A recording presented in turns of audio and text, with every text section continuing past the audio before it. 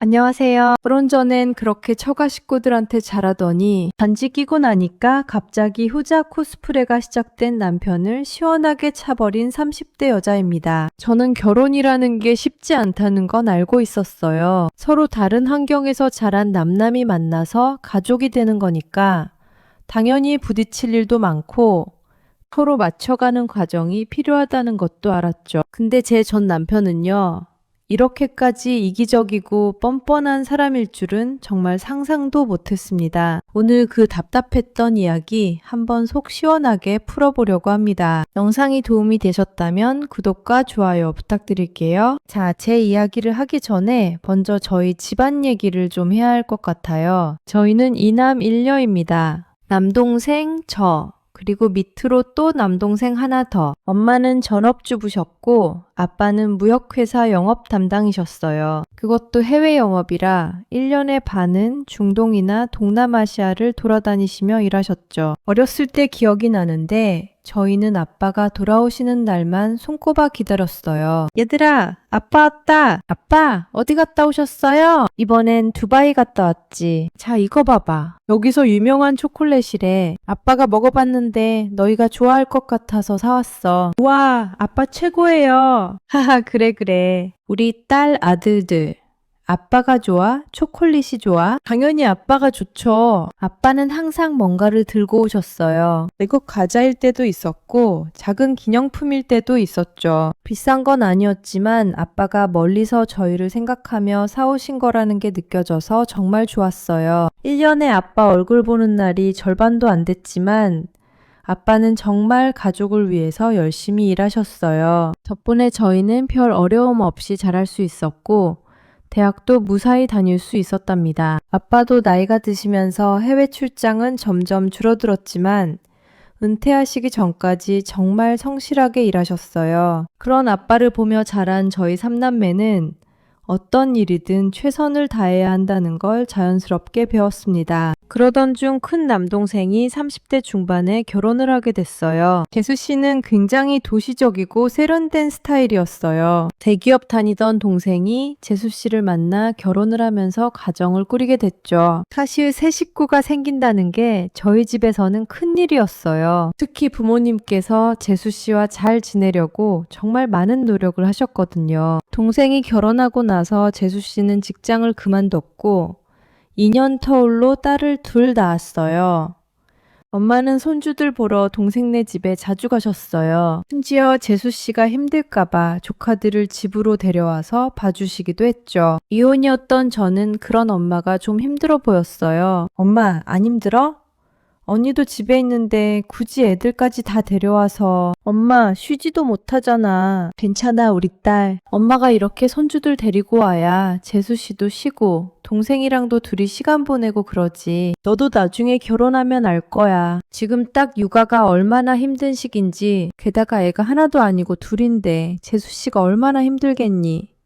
친정도 지방이고 이럴 때 내가 도와줘야지. 그래도 언니가 엄마한테 좀 더 편하게 대하면 좋을 텐데 아직도 어색해 하잖아. 원래 시댁이라는 게 어렵고 불편한 거야. 우리는 그저 동생이랑 재수 씨가 잘 사는 걸 바라면 되는 거지. 무슨 친구처럼 친해질 생각하면 오히려 더 힘들어. 늘 재수 씨를 먼저 생각하시는 엄마 아빠를 보면서 전 이런 시댁을 만나야겠다고 생각했어요. 그런 제게도 드디어 새로운 가족이 생길 기회가 왔습니다. 제 나이 35이 되던 해였어요. 지인의 소개로 만나게 된 남편은 대기업 과장이었어요. 직업도 안정적이고 무엇보다 사람이 정말 유쾌하고 밝았어요. 처음 만났을 때부터 분위기를 잘 띄우고 주변 사람들을 편하게 만드는 능력이 있었죠. 그런 모습이 좋아서 결혼을 결심하게 됐습니다. 사실 결혼할 때 한 가지 걸리는 게 있었다면 바로 시댁 형편이었어요. 시댁은 생각보다 형편이 좋지 않았어요. 시어머니가 거의 70이 다 되는 나이에도 여기저기 파트타임으로 일하실 정도였거든요. 시누이도 타지에서 밤낮 없이 일하는데 형편이 좋지 않았고요. 그러다 보니 결혼할 때 시댁에서는 한 푼도 도움을 받지 못했습니다. 대신 저희 집에서 아빠가 5천만 원을 지원해 주셨어요. 처음엔 남편이 받지 않겠다고 거절했었어요. 시댁에서도 못 받으니까 친정에서도 안 받겠다고요. 그런데 아빠가 이렇게 말씀하셨습니다. 이 돈을 주는 건 너희들이 앞으로 행복하게 가정을 잘 꾸려나가라고 주는 거다. 인수야, 우리 딸 잘 부탁하네. 물론 부부가 살다 보면 서로 안 싸울 수는 없겠지. 하지만 갈등이 생기더라도 현명하게 잘 풀어나가면 잘 살 수 있을 거야. 내 말 무슨 말인지 알겠지? 네, 아버님. 명심하겠습니다. 이렇게 도와주셔서 정말 감사합니다. 저희 진짜 열심히 서로 아끼면서 살게요. 그렇게 저희는 아빠의 도움과 저희가 모아둔 돈으로 신혼집을 마련했습니다. 결혼 초반은 정말 행복했어요. 남편은 워낙 사람들과 잘 어울리다 보니 친정에 같이 가면 분위기가 밝아졌어요. 특히 아빠, 동생들과도 잘 어울렸죠. 자, 우리 사위 한 잔 받아. 감사합니다, 장인어른. 우리 딸을 누가 데려가나 했는데 자네가 딱 나타나줘서 내가 얼마나 고마운지. 아나, 일도 바쁠 텐데 이렇게 집에도 자주 와주고. 아이고, 아닙니다. 처갓집에는 당연히 와야죠. 전 여기 오는 거 너무 좋습니다. 아버님도 그렇고 어머님도 그렇고 형님들도 절 많이 반겨주시잖아요. 저도 큰 가족이 생긴 것 같아서 너무 좋아요. 맞아. 다른 건 몰라도 자네가 이렇게 우리 집을 편하게 생각해주니까 참 고맙네. 남들은 사돈 사이가 어색하다던데 난 우리 사위 오면 이렇게 분위기가 좋아서 행복해. 남편은 정말 고맙게도 저희 친정 식구들한테 벽을 두지 않았어요. 마치 몇 년 동안 친하게 지낸 사람처럼 편하게 대했죠. 사실 재수 씨가 결혼한 지 몇 년이 지났는데도 친정에 잘 안 오다 보니 부모님은 남편의 이런 모습을 더 좋아하셨어요. 저 역시 남편이 이런 모습을 보이니까 시댁에도 정말 잘하려고 노력했어요. 시댁에 가면 시어머니 옆에서 말동무도 해드리고 이런저런 얘기도 많이 나눴답니다. 그런데 시댁이 어려운 데는 이유가 있었어요. 바로 시아버지 때문이었죠. 시아버지는 30년 전부터 식당 사업을 하셨대요. TV에 나올 정도는 아니었지만 동네에서는 나름 알아주는 식당이었다고 하더라고요. 그런데 사업이 망하고 나서부터는 계속 이것저것 시도하셨는데 다 실패하셨대요. 그러다 보니 시아버지는 시댁에 가면 항상 과거 이야기만 하셨어요. 야, 우리 며느리. 너 우리 식당 전성기 때 봤어야 하는데 그때는 진짜 줄 서서 먹었다고. 내가 아주 그냥 요리를 기가 막히게 했거든. 아, 참. 내가 우리 며느리한테 제대로 된 요리 한 번도 못 해줬네. 우리 언제 내가 한번 제대로 해줘야겠어. 내가 그냥 이렇게 대충 하는 것보다 제대로 하면 아주 맛이 끝내준다고. 그래요? 다음에 그럼 아버님 요리 먹고 싶어요. 그래, 그래야지. 내가 왕년에 아주 잘 나갔었다고. 30년 전만 해도 주변에서 날 가만 안 뒀어. 우리가 그땐 진짜 잘 살았는데 말이야. 아주 떵떵거리며 살았지. 내가 그 거래처 놈들한테 사기만 안 당했어도 지금 이렇게 살진 않았을 거야. 그렇게 시아버지는 왕년 이야기를 항상 꺼내셨어요. 솔직히 30년 전 이야기라 제가 확인할 방법도 없었고요. 시아버지가 그런 얘기를 하시면 옆에서 시어머니가 툴툴거리곤 했습니다. 아유, 당신은 쓸데없는 소리를. 지금 우리 꼴 보고도 그런 말이 나와? 왕년에 잘 나가면 뭐해? 이제 다 지나간 얘기구만. 어허, 지금 그게 남편한테 할 소리야? 아이, 당신도 그때 나 따라서 고생만 시켰잖아. 그러게, 내가 그때 정신 좀 차렸어야 하는 건데 능력도 없는 사람이 뭐가 좋다고. 고생만 시키고 이 나이 다 되도록 저러고 다니는 거 보면 아유, 내 팔자야. 며느리, 너는 네 시아버지 말 듣지 말거라. 사실 그동안 시댁의 생계를 책임져 온 건 시아버지가 아니라 시어머니셨거든요. 시아버지 말로는 본인도 잘 나가고 돈도 잘 벌던 때가 있었다고 하는데 시어머니는 절대 그런 적 없었다고 하셨어요. 오히려 시아버지가 자꾸 사업한다고 밖으로 돌아다니다 보니 시어머니 혼자서 남의 집 가사 도우미도 하고 식당에서 서빙하고 설거지하면서 겨우겨우 자식들을 키웠다고 합니다. 그래서 그런지 시어머니는 손가락 관절도 많이 굽어있고 허리도 안 좋으셨어요. 반면 시아버지는 항상 깔끔한 옷차림에 여유롭게 동네를 돌아다니셨죠. 전 시어머니가 같은 여자로서 좀 안타까웠어요. 그래서 늘 시댁에 가면 시어머니를 도와드리려고 했죠. 당시 시어머니가 몸이 많이 안 좋으셔서 계속 일하기는 어려웠는데 생계를 위해서 동네 식당에서 간단한 부업을 하셨거든요. 가끔 집에 채소를 가져와서 다듬기도 하셨는데 제가 옆에서 도와드리려고 하면 항상 말리셨어요. 어머님, 이거 다 손질해야 하는 거죠? 제가 옆에서 도와드릴게요. 어떻게 하면 돼요? 아이고, 됐어. 괜히 고운 손 다칠라. 나더라. 내가 천천히 하면 돼. 넌 괜히 손대지 말고. 아니에요, 어머님. 제가 도와드릴게요. 둘이서 하면 빨리 하잖아요. 아유, 괜찮다니까. 난 이런 거 계속 해와서 하나도 안 힘들어. 혼자 하는 게 편해. 밥도 다 먹었으니까 얼른 집에 가봐. 가서 쉬어야지. 시어머니는 절대 저한테 일을 시키지 않으셨어요. 지방에 살고 있는 시누이도 가끔 전화해서 저한테 미안해 하더라고요. 본인이 딸이니까 부모님을 챙겨야 하는데 저한테 맡기는 것 같다고요. 이렇게 절 너무 아껴주고 배려해 주시는 시어머니와 시누이를 보면서 그래도 좋은 사람들을 만난 것 같아 다행이라고 생각했죠. 시아버지는 좀 철이 없으셨지만 그런 대로 넘어갈 수 있었어요. 그렇게 저희가 결혼한 지 1년 반 정도 지났을 때 전 임신을 하게 됐어요. 그런데 임신하고 나서부터 남편이 좀 달라지기 시작했어요. 제가 임신하고 입덧을 꽤 오래 했거든요. 보통은 중기쯤 되면 입덧이 멈춘다는데 전 거의 후기까지 속이 안 좋았어요. 이상하게 친정엄마 음식만 먹을 수 있더라고요. 체력적으로도 많이 힘들어서 부모님이 2주에 한 번씩 음식을 해서 가져다 주셨어요. 그런데 어느 날부터 남편이 그 음식을 다 먹어치우는 거예요. 하루는 부모님이 음식을 가득해서 가져오셨는데 식탁에 딱 놓자마자 남편이 정신없이 먹기 시작하는 거였어요. 아니 민수, 자네 지금 뭐 하는 건가? 아무리 배가 고파도 그렇지. 지은이가 속이 안 좋아서 여태껏 아무것도 못 먹었다는데 좀 같이 먹어야지. 장인어른, 저도 요새 밥 제대로 못 먹었어요. 아내가 입덧한다고 손 하나 까딱 안 하고 밥도 안 챙겨주니까 제가 어디 밥을 제대로 먹고 다니겠습니까? 주변에서도 다들 얼마나 불쌍하다 하던지요. 이렇게 장모님이 밥 챙겨주시면 이때 먹어야죠. 민수야, 지은이가 홀몸도 아니고 아이 갖고 입덧 때문에 힘든데 그게 무슨 말인가? 저도 힘듭니다. 저도요. 아내가 입덧 핑계로 일도 그만두고 집에만 있는데 저 혼자 돈 벌느라 저도 힘들다고요. 그 말에 아빠가 할 말을 잃으신 건지 그저 한숨만 푹 쉬시더라고요. 엄마 역시 황당하게 남편을 바라봤지만 남편은 아랑곳 않고 꿋꿋이 그 밥을 몇 그릇이나 먹으면서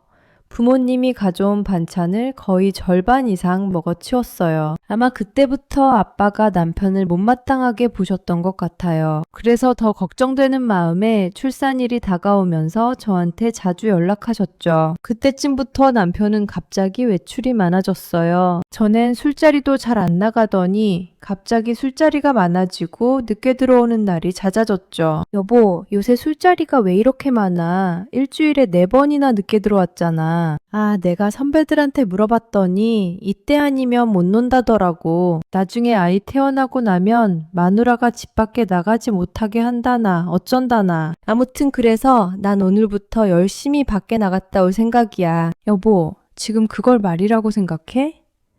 아무리 아이 태어나면 나가기 어렵다지만 지금 내 상태가 어떤데. 아, 내가 무슨 계속 이런가. 나중에 애 태어나면 안 그런다니까 걱정하지 마. 그러더니 남편은 진짜 아무렇지 않게 혼자 밖에 나갔다 오고 친구들 만나 놀다 들어오곤 했습니다. 처음엔 저도 남편 심정을 이해해 보려고 노력했어요. 주변에서 들어보니 아이 낳고 나면 부모 둘 다 정신없을 때가 많고 외출하기도 힘들다고 하더라고요. 그렇지만 점점 심해지는 남편 행동에 서운함만 쌓이더라고요. 그래서 남편이랑 정말 많이 다퉜어요. 그나마 출산일이 다가오면서 남편의 행동이 좀 줄어드는 것 같았어요. 그리고 전 무사히 아들을 출산했습니다. 밤낮 없이 아이를 돌본다는 게 이렇게 힘든 일인 줄 진짜 몰랐어요. 너무 힘들어서 결국 친정 부모님께 도움을 요청했습니다. 엄마가 오셔서 아이 보는 것뿐 아니라 살림까지 다 도와주셨어요. 전 정말 너무 죄송하고 감사했는데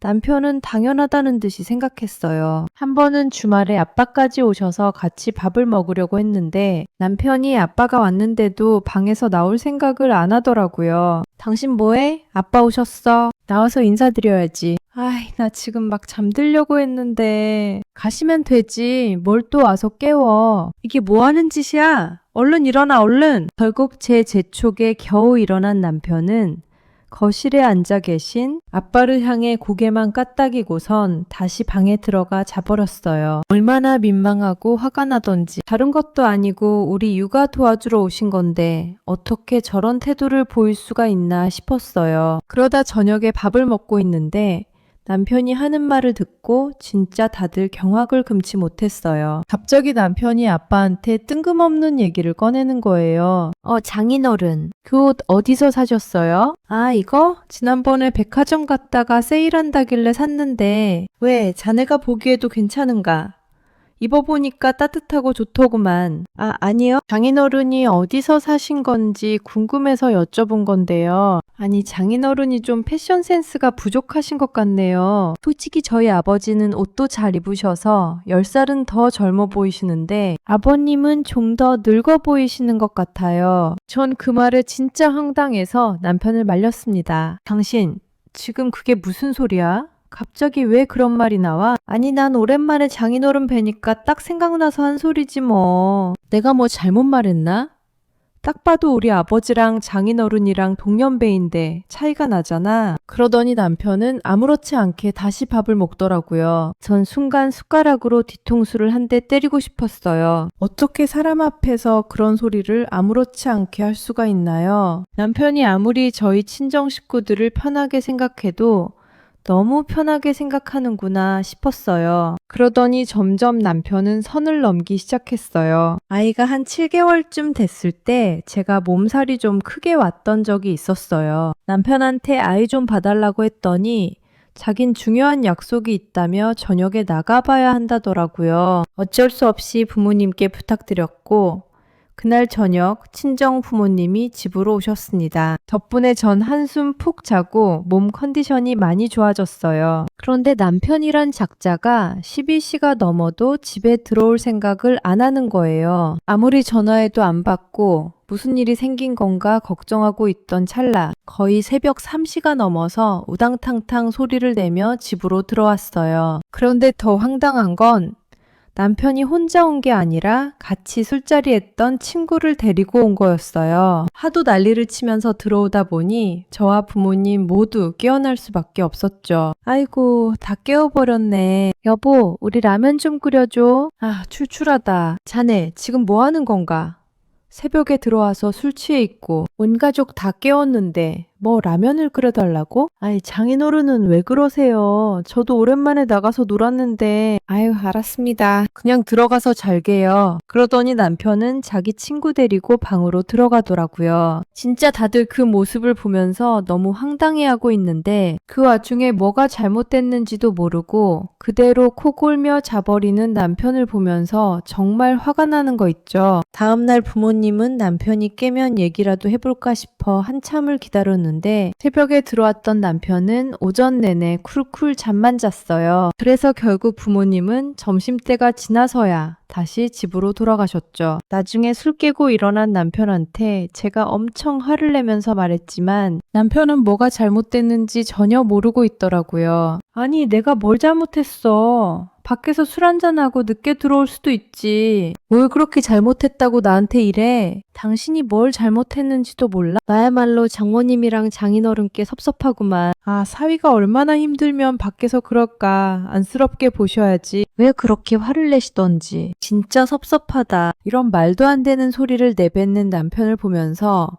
전 더 이상 무슨 말을 해야 할지 모르겠더라고요. 아이 어릴 때 많이 다투긴 했지만 이 정도로 남편한테 정이 떨어질 줄 몰랐어서요. 거기다 남편과의 갈등은 술 때문만이 아니었어요. 남편은 남들한테는 잘해주는 사람이었는데 저와 아이한테는 한 푼도 안 쓰려고 하는 것처럼 행동했거든요. 아이가 크면서 아이 용품도 여러 개 필요한데 제가 뭘 사려고 하면 남편은 며칠 동안 인터넷을 뒤지고 뒤져서 제일 싼 걸 찾았어요. 그러다가도 금액이 마음에 안 들면 바로 중고 사이트를 열었죠. 여보, 이거 좀 봐봐. 여기 이 사람이 애 기저귀 대량으로 파는데 이거 사오자. 여기가 어딘 줄 알아?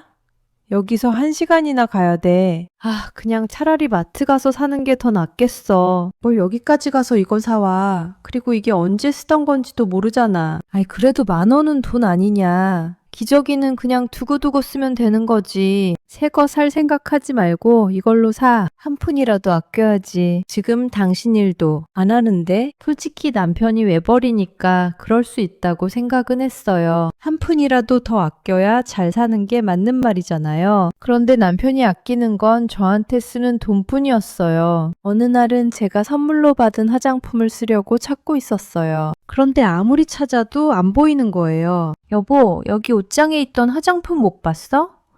내가 이번에 다 쓰면 그거 쓰려고 뒀는데 아무리 찾아도 없네? 혹시 못 봤어? 그거. 그거 나 후배 있지. 이번에 와이프 생일이라고 해서 내가 그거 선물로 주라고 가져다 줬는데 그거 비싼 거잖아. 뭐? 아니, 그걸 왜 가져다 줘? 내가 쓰려고 했던 걸 왜 가져다 주는 거야? 아니, 옷장에 처박혀 있는 거보다 필요한 사람 쓰게 하는 게 더 낫지. 그리고 그 후배가 나한테 얼마나 잘해주는데. 그래서 선물로 준 거야. 당신 어차피 화장할 필요도 없잖아. 그냥 대충 써. 어떻게 저한테 한마디 말도 없이 혼자 결정을 내릴 수가 있는지 전 너무 황당했어요. 안 그래도 육아 때문에 정신없는데 남편이란 작자까지 속을 썩이니 정말 미칠 것 같더라고요. 그런 와중에 친정에 큰 문제가 생기고 말았습니다. 바로 남동생이 이혼을 하겠다며 짐을 싸들고 들어온 거였어요. 전 처음엔 그냥 재수 씨랑 싸워서 그런가 보다 했어요. 그런데 이혼 사유가 정말 어마어마하더라고요. 엄마가 속상해 하시면서 저한테 전화로 얘기해 주셨는데 전 깜짝 놀랄 수밖에 없었죠. 갑자기 이혼이라니. 동생이 왜 이혼을 해? 둘이 사이 나쁘지 않았던 거 아니었어? 우리도 그런 줄 알았는데 그게 아니었나 봐. 알고 봤더니 재수 씨가 여기저기 돈도 많이 빌려 쓰고 사채까지 썼다더라. 뭐? 사채까지? 그러다 감당을 못해서 동생한테 털어놓았나 봐. 처음에는 어떻게든 수습해 보려고 했는데 하나 터지고 해결하면 또 하나 터지고 또 터지고 그러니까 더 이상 안 되겠나 싶었나 보더라고. 아니 무슨 돈을 어디다 썼길래 그러는 거야. 투자를 했댄다. 뭐에 그렇게 투자했는지 죄다 날려먹고서 이 지경이 된 거야. 알고 봤더니 재수 씨가 그동안 야금야금 집안 재산을 끌어다 투자를 하고 있었고 다 날린 것도 모자라 빚까지 만든 상태였대요. 그걸 동생이 수습하려다가 도저히 안 되겠다 싶어서 두 손 두 발 다 들고 이혼을 선언하게 된 거였어요. 동생의 갑작스러운 이혼 소식에 부모님이 무척 속상해 하셨죠. 거기다 빚까지 생겼으니 이걸 어떻게 해야 하나 고민이 많으셨대요. 결국 아빠가 동생의 빚 1억을 대신 갚아주면서 상황은 겨우 수습됐고요. 동생은 2딸까지 데리고 친정집으로 들어왔고 저희 친정집 분위기는 한순간에 얼어붙어 버렸습니다. 다들 말은 안 했지만 많이 힘들어 하더라고요. 솔직히 그런 와중에 제가 남편이랑 사이가 안 좋다고 어떻게 친정에 얘기를 할 수가 있었겠어요? 안 그래도 속상하고 힘든데 저까지 친정 식구들한테 걱정을 끼칠 순 없다는 생각이 들었죠. 그래서 어떻게든 남편이랑 잘 살아보려고 저도 많은 노력을 했어요. 그런데 남편이란 작자는 그런 제 마음을 아는지 모르는지 더 비뚤어지기 시작하더라고요. 어느 날부터는 집안일에 손도 안 대고 매번 자기 혼자 벌어먹인다고 툴툴거리기 시작하는 거 있죠. 한 번은 제가 쓰레기를 버리고 온다며 아이를 좀 봐달라고 했더니 이렇게 말하는 거예요. 아니 내가 왜 애를 봐야 돼? 당신이 봐야지. 애 잘 때 뭐 했냐고. 쓰레기를 아직도 못 버렸어? 나중에 애자면 그때 가서 버려. 잠깐이면 된다니까. 바로 앞에 갔다 오는 건데 그 잠깐도 못 봐? 아, 나 피곤해. 안 그래도 나 혼자 돈 버는데 애까지 내가 봐야 한다고? 당신 진짜 너무한 거 아니야? 기본적으로 일을 안 하면 나머지는 당신이 다 알아서 해야지. 아, 난 모르겠으니까 당신이 알아서 해. 어떻게 이런 얘기를 아무렇지 않게 할 수가 있는지 정말 모든 정이 다 떨어지는 것 같더라고요. 그런 와중에 아이의 100일 잔치가 열리게 됐어요. 그 100일 잔치도 시아버지랑 남편이 그렇게 고집을 피워서 크게 자리를 빌려서 열리게 된 거였어요. 솔직히 전 양가 가족들만 모여서 소소하게 하고 싶었는데 시아버지고 남편이고 크게 100일 잔치 해야 한다고 엄청 고집스럽게 주장했거든요. 그런데 100일 잔치 내내 진짜 불편한 감정을 전 숨길 수가 없었어요. 그날의 100일 잔치 주인공은 저희 아들이 아니라 바로 시아버지였거든요. 사회자도 모시고 진짜 행사처럼 열렸는데 행사 시간 절반 이상을 시아버지가 자기 요리 솜씨 자랑하느라 다 써버렸어요. 시아버지는 다른 사람들이 다 당황스러워하는데도 아랑곳 않고 진짜 식당 주인처럼 이것저것 자랑하기 시작하더라고요. 자, 이 분위기 제가 한번 제대로 끌어올려 보겠습니다. 여러분, 이 음식 어떠세요? 제가 예전에 식당 할 때 이런 음식들 많이 만들었었죠? 우리 손주 잘 커야 하니까 제가 직접 메뉴도 골랐습니다. 그러더니 서로 잘 모르는 친척들한테까지 말을 걸면서 100일 잔치 홀 한복판에서 자기소개를 하고 난리가 났는데 진짜 너무 당황스러웠어요. 결국 아빠가 남편을 불러서 좀 말려보라고 얘기를 하셨어요. 민수야, 사돈께서 좀 과하신 것 같은데 자네가 말려야 하는 거 아닌가? 가서 얘기 좀 해봐. 아니 왜요? 분위기 좋은데요? 이럴 때 이렇게 분위기 띄워야 하는 거죠. 행사잖아요, 행사. 아무리 그래도 민수야. 아, 여기가 그냥 행사도 아니고 손주 100일인데 좀 과하지 않은가? 가서 좀 말려봐. 분위기 좋지 않으세요? 장인어른은 좀 이런 게 너무 구시대적이신 것 같아요. 다들 좋아하시는데 뭐가 문제예요? 그러면서 끝까지 남편은 시아버지를 말리지도 않았습니다. 시어머니랑 시누이는 민망해 어찌할 바를 모르고 있고 다른 친척들과 지인들도 당황해하는데 오로지 남편과 시아버지만 신이 나 있었어요. 그날도 시아버지랑 남편은 뭐가 그렇게 신났는지 술을 진탕 마시고선 제대로 몸을 가누지도 못한 상태에서 그렇게 100일 잔치가 끝났습니다. 아니 여러분, 아무리 그래도 자기 아들 100일인데 본인이 술을 그렇게 마시는 게 어디 있어요. 부글부글 끓어오르는 속을 겨우 진정하고 전 부모님과 동생네를 보내고선 집으로 돌아왔어요. 그리고 바로 다음 날 전 친정으로 가려고 준비를 하고 있었어요. 사실 그때쯤 아빠가 허리디스크 수술을 앞두고 계셨거든요. 일찍 하려고 했는데 손주 100일도 있고 해서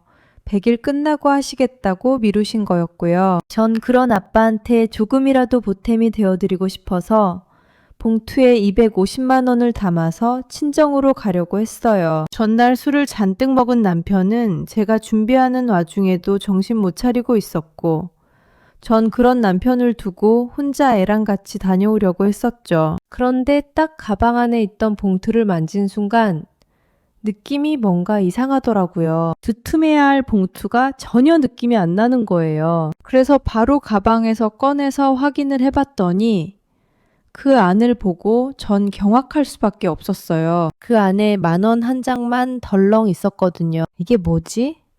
전 화들짝 놀라서 남편한테 달려가 물었어요. 여보, 혹시 내 가방 안에 있던 봉투에 있던 돈 당신 봤어? 그 250만 원? 뭐야, 당신 봤어? 이 돈 어디다 뒀어? 이거 우리 아빠 수술비 드리려고 했던 건데 그거 우리 100일 잔치 돈 받은 거에서 뺀 거지. 야, 그걸 장인어른한테 왜 줘? 분위기 우리 아버지가 다 띄웠는데 그 돈 우리 아버지 보청기라고 드렸어. 뭐? 뭐라고? 아니, 그걸 왜 아버님한테 드려? 아, 왜 드리긴. 우리 아버지 귀가 안 좋으셔서 사람들이랑 얘기도 잘 못하시고 그래서 드린 거지. 아니, 그리고 원래 노인들 허리가 좀 안 좋고 그런 거야. 뭘 그런 거 가지고 수술까지 하는데. 물리치료나 잘 받으면 되지. 뭐라고? 당신 지금 그게 할 말이야? 내가 얘기했잖아. 우리 애 100일 잔치 끝나면 아빠 수술비 챙겨드리겠다고. 당장 그 돈 내놔. 얼른 다시 내놓으라고. 전 남편을 향해 크게 소리를 질렀어요. 어떻게 그 돈을 시아버지한테 줄 생각을 할 수가 있나요? 시아버지 보청기 해드리고 싶었으면 저랑 얘기하고 따로 챙겨드리면 되지. 아무 말도 안 하고 그 돈을 홀랑 가져갔다는 게 너무 화가 났어요. 그런데 남편은 또 그걸 아무렇지 않게 얘기하더라고요. 급한 건 우리 아버지잖아. 장인어른은 허리 좀 안 좋아도 생활하는데 당장 지장 있는 것도 아니고. 솔직히 당신은 딸이고 당신네 집엔 멀쩡한 아들들도 있는데 거기서 해결해야지. 왜 당신이 그거 책임져? 난 아들이니까 우리 아버지 챙기는 거야. 당신이 어떻게 그런 말을 할 수가 있어? 우리 집에서 당신한테 얼마나 잘해줬는데. 옛말에 사위는 백년 손님이라는 말도 있어. 원래 사위는 처갓집에서 귀한 손님이라고. 난 그만큼 대접받을만 하니까 받은 거고. 그거랑 이거랑은 다르지. 하여간 이미 우리 아버지한테 드렸으니까 어쩔 수 없어. 아들이 부모를 챙겨야지 누가 챙기겠어. 전 남편의 말에 결국 참았던 화가 폭발하고 말았습니다. 아무리 친정 부모님이 지금 힘든 상황이지만 이걸 참는 건 말이 안 된다 싶었어요. 더 이상 이 남자한테 말로 해선 안 되겠다는 생각이 들었습니다. 그래서 전 그대로 아이를 챙기고서 집을 나와버렸어요. 남편은 제가 나가든 말든 관심도 없더라고요. 저녁에도 제가 집에 안 가도 연락 한 통 없었고요. 그리고 그 다음 날 남편한테서 다급한 전화가 왔습니다. 여보, 이게 어떻게 된 거야? 내 돈 다 어디 갔어? 아, 내 돈 다 어디 갔냐고! 왜? 그 돈을 왜 나한테 찾아? 당신 이거 이체했잖아. 이거 어떻게 한 거야? 어떻게 했냐고? 왜? 당신도 당신 아버지 안쓰러워서 그 돈 주려고 한 거 아니야? 가족이면 가족 챙겨야 한다면서. 내가 생각해보니까 난 우리 가족들 지금까지 잘 못 챙긴 것 같더라고. 아, 그리고 당신 기억나지? 우리 아빠가 우리한테 5천만 원 주셨던 거 있잖아. 그게 조건이 뭐였는지 기억 안 나? 우리가 행복하게, 화목하게 살라고 그 돈 주신 거잖아. 근데 내가 보기엔 우리 행복하지가 않거든. 뭐? 아니, 그렇다고 그 돈을 다 줘버리면 어쩌자고. 그 돈 없으면 진짜 큰일 나. 아, 당장 가지고 와. 당장 다시 받아서 오라고. 싫거든. 당신도 당신 멋대로 아버님한테 돈 쓰고 다녔잖아. 내가 모를 줄 알아? 당신은 그래 놓고서 왜 나한테 그러지 말라고 그래? 그거 되게 웃기지 않냐? 그렇게 제가 얘기하자 남편은 안 되겠다 싶었는지 저한테 으름장을 놓기 시작했어요. 당신, 당장 안 가지고 오면 나 진짜 가만 안 둬. 어떻게 그 돈을 건드려? 그 돈이 어떤 돈인데 그 돈을 건드리냐고. 당신 진짜 이혼당하고 싶어? 남동생도 모자라 누나까지 이혼하면 당신 부모가 얼마나 좋아하겠냐? 이혼? 이혼해준다고 하면 나야 고맙지. 나라고 뭐 당신 같은 사람이랑 살고 싶은 줄 알아? 지금까지 참아준 거 고맙게 여겨야지. 야, 너까지 이혼하면 너희 부모님 동네에서 고개나 들고 다니겠냐?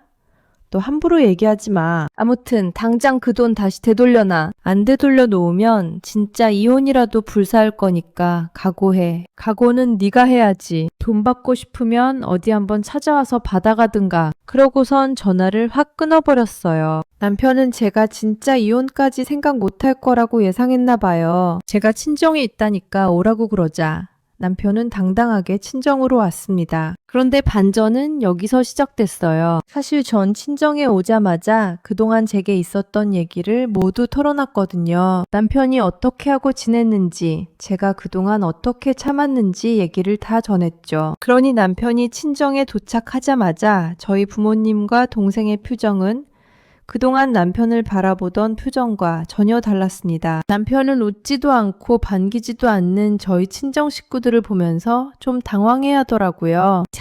장인어른, 장모님, 저 왔습니다. 자네가 여기 무슨 일인가? 우리 딸한테 이혼하자고 한 거 아니었어?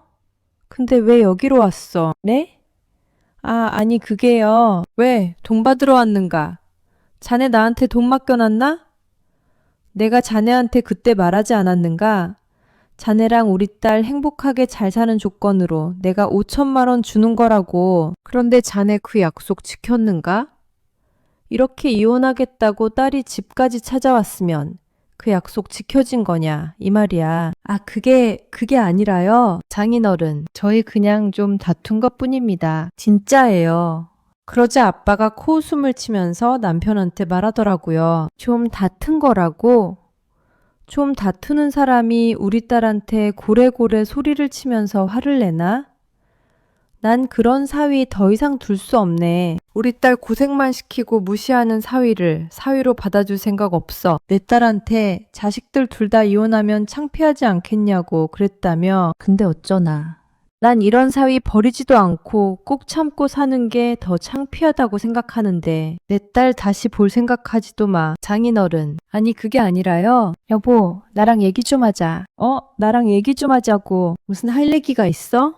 내 딸한테 말도 걸지 마. 여기서 나가고 다신 찾아오지도 마. 그렇게 아빠가 남편한테 얘기했지만 남편은 끝까지 자리를 지키면서 저한테 얘기하자고 제 손을 끌기 시작하더라고요. 그때 제 앞을 가로막은 건 바로 저희 동생이었어요. 당시 동생도 꽤 운동을 해서 덩치가 큰 편이었는데 그런 동생이 중간에 가로막자 남편은 더 이상 제 손을 끌지 못했어요. 동생은 별말 없이 남편을 향해 조용히 얘기했어요. 어떻게 할래? 여기서 그만할래? 아니면 내가 밖으로 친히 보내줄까? 아, 형님, 그래도 아내랑 좀 할 말이 있어서. 아, 내 손에 굳이 밖으로 나가고 싶다 이 말이지. 어디 한번 오랜만에 힘 좀 써봐야 되겠네. 아, 형님. 아, 아닙니다. 아니에요. 그러더니 남편은 황급히 신발을 신더니 문을 열고 다급히 밖으로 나가버렸어요. 저한테 그렇게 고래고래 소리를 치던 남편이 꼬리를 팍 내리고서 나가버리는 꼴이 얼마나 웃기던지요. 결국 전 남편한테 이혼 소장을 보내게 됐습니다. 그러던 중 기가 막힌 사실을 알게 됐어요. 남편이 그렇게 돈을 가지고 오라고 저한테 소리친 이유가 있었더라고요. 바로 시아버지가 그날 정신 못 차리고 작은 식당을 하겠다며 남편한테 지원해달라고 했기 때문이었더라고요. 오래된 식당을 인수해서 잔금을 내야 하는데 바로 그 돈을 쓰려고 했던 거였어요. 사실 남편은 그전부터 시아버지한테 계속 돈을 보내주고 있었거든요. 그것도 모자라 제가 맞벌이 하면서 같이 모아둔 돈까지 손을 대고 있었던 거였고요. 만일 그날 그 돈을 제가 아빠한테 보내지 않았더라면 나머지 모았던 돈도 다 시아버지 손에 들어갈 뻔했던 거예요. 이런 자료들이 모두 다 마련되어 있어서 이혼 소송은 어렵지 않게 마무리될 수 있었답니다. 그제야 남편은 현실을 깨달았는지 저한테 미안하다고 사과하고 싶어 하더라고요. 그렇지만 전 남편의 사과를 받아주지 않았어요. 결국 남편과 3년의 짧은 결혼 생활을 끝내게 됐습니다. 이혼이 결정되고 난 후 마지막으로 시어머니한테서 전화가 왔더라고요. 그런데 시어머니가 하는 말을 듣고 저도 진짜 깜짝 놀랐어요. 시어머니는 시누이가 있는 지역으로 가게 됐다고 얘기를 꺼내셨거든요. 지은아, 미안하다. 아휴, 내가 부족한 탓에 자식 교육을 제대로 못했어. 그래도 우리 아들만큼은 아버지 안 닮았거니 생각했는데 핏줄이 어디 가지 않나 보다. 실은 나도 남편이랑 따로 살기로 했어. 솔직히 이혼하면 속이야 편하겠지만 그러지 못하고 딸이 있는 곳으로 가기로 했다. 네? 아버님이랑 따로 사신다고요? 그래. 나도 이번에 내 시아버지가 또 식당 계약하려고 했다는 거 듣고 진짜 놀랬다. 어떻게 나도 모자라서 며느리까지 고생시키려고 하는지. 내가 염치도 없다고 아주 그냥 화를 내고 나와버렸어. 내가 진작에 너처럼 딱 잘라버렸으면 여지껏 이렇게 살지도 않고 자식도 그렇게 키우지 않았을 텐데. 너무 후회가 되는구나. 네가 나보다 더 나았다. 씁쓸하게 얘기하시는 시어머니 말을 들으면서 저 역시 참 씁쓸하더군요. 시어머니는 그렇게 살던 집을 떠나 딸이 있는 지방으로 가게 되셨어요. 결국 흥청망청 놀기만 하는 시아버지와 전 남편만 남게 됐죠. 그런데 이혼하고 나서 전 남편은 그렇다고 시아버지랑 같이 사는 건 아닌가 봐요. 가끔 아이 양육비를 보내면서 연락이 오는데 이제 와서 서로 안 맞는다느니 어쩐다느니 한풀이하는 말을 들을 때면 그저 어처구니가 없을 뿐입니다. 그렇게 결혼 생활 중엔 자기 아버지가 귀하다며 대접하더니 왜 이혼하고 나선 시아버지 챙기는 걸 부담스러워하는지 도무지 이해가 안 되네요. 얼마 전엔 전 시아버지가 자기한테 또 생활비를 달라고 했다고 징징대길래 제가 단호하게 얘기했답니다. 여보, 아버지 때문에 미치겠어. 지난주에 분명 생활비 드렸는데 이번에 또 없다고 하시잖아. 아, 나 진짜 미쳐버리겠네. 아니, 일도 안 하시고 어떻게 그렇게 돈을 쓰는지. 여보, 나 요즘 진짜 힘들어. 너무 힘들어서 당신 생각이 얼마나 나는지 몰라. 내가 진짜 잘못했어. 내가 앞으로 당신한테 잘하면 안 될까? 왜? 당신 아버지 그렇게 귀하게 생각했잖아. 돈적으로 챙겨드릴 수 있게 됐는데 이제 와서 뭐가 그렇게 귀찮대. 헛소리 하지 말고 부잣끼리 오붓하게 잘 사셔. 난 당신하고 다시 되돌아갈 일 없으니까. 그러고선 전화를 끊어버렸어요. 이제 후회한들 어쩌겠어요. 모든 선택은 본인이 한 거라는 사실을 알고 부디 앞으로 제대로 살았으면 좋겠네요. 그래도 남편은 양육비라도 꼬박꼬박 보내면서 재결합을 요구하긴 하는데 전 절대 받아줄 생각이 없습니다. 솔직히 주변에선 이런 상황을 다 모르니까 그래도 아이한테 아빠가 필요하다며 재결합을 한 번만 더 생각해봐야 하는 거 아니냐고 얘기하는 사람들도 있어요. 그렇지만 저는 이런 아빠라면 차라리 없는 게 낫다고 생각합니다. 자식 아낄 줄도 모르고 체면만 생각해서 다른 사람들만 챙기는 그런 걸 저희 아들이 보고 배운다고 생각하면 진짜 끔찍하거든요. 전 그래서 더 열심히 아들을 키우려고 노력하고 있답니다. 친정 근처에 집을 얻어서 자주 친정 부모님과 동생네 조카들과 같이 만나면서 잘 지내고 있고요. 특히 저희 엄마 아빠가 저희 아이를 너무 잘 봐주십니다. 제가 이제 직장에 다시 다니고 있어서 오후엔 엄마랑 아빠가 저희 애를 봐주시는데